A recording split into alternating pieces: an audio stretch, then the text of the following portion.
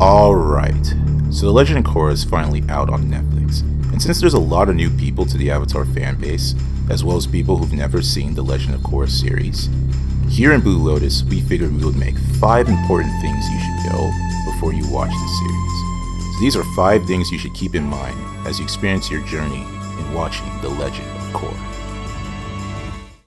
Number 1. The Legend of Korra was originally intended to be a miniseries. During the development of Legend of Korra, the co-creators, Mike and Brian, wanted the show to be a miniseries, having its first season to be its only season.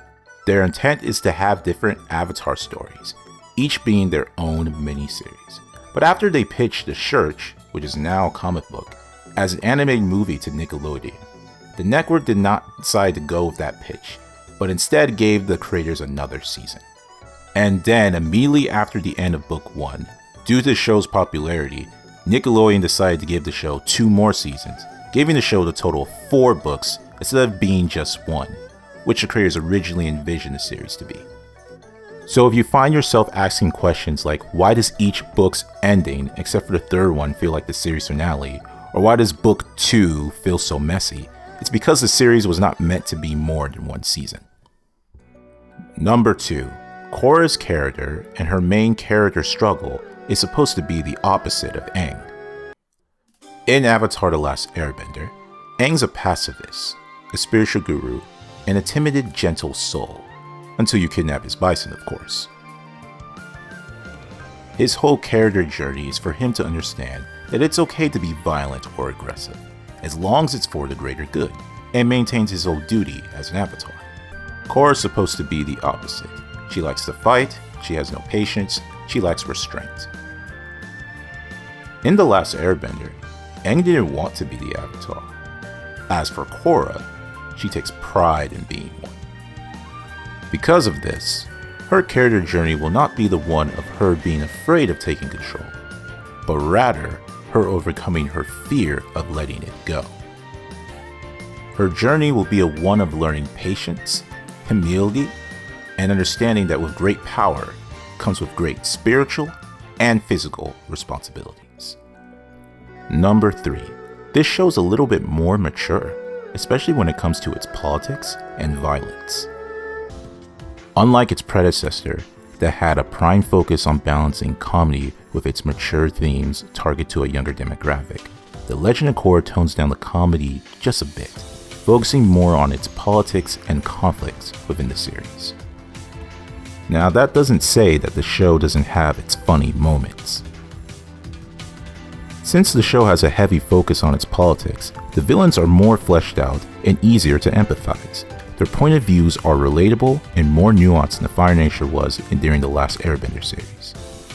So you might find yourself liking them, heck, maybe even root for them, instead of our main heroes. The violence in this show is another game changer. This show's not afraid to kill its characters. In fact, certain characters literally suicide themselves, or at least try to attempt it. So if you're expecting something like this, did Jet just die?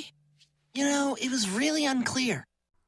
In this show, it clearly was. Number 4. Nickelodeon's ongoing interference in the production of this series. As I mentioned in number 1, Legend of Korra was originally meant to have 1 season until Nickelodeon decided to give it 3 more books. But that's not the only interference that Nickelodeon had in the production of the series. During Book 3, Nickelodeon didn't have any promotion of the book or a trailer until a week before it premiered. And then after a few weeks later, Nickelodeon decided to move the show digitally, where viewers had to watch the rest of that season and the final season online. Now this doesn't seem too bad now because we live in a streaming culture, but their constant interference in the series affect the flow of the show and cause the creators to create an episode in Book 4 called Remembrance.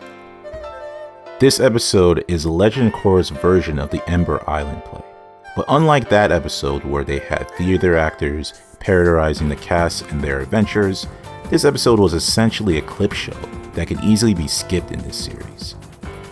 The reason for this clip show was that Mike and Brian were given a random budget cut during the making of the season.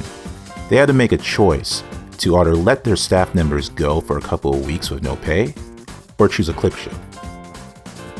Personally, I found it enjoyable, but if you have an issue on why it's not as great as the Ember Island play, then you know what neck we're to blame.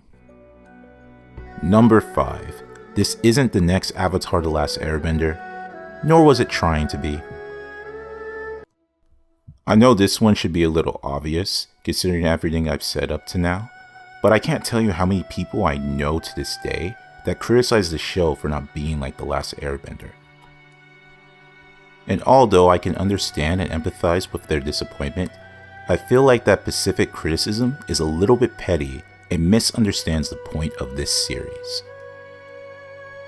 Avatar: The Last Airbender was intended to have 3 seasons, as we watch Aang travel around the world, mastering the other 3 elements, excluding air, building up an epic climax for him to defeat the Fire Lord.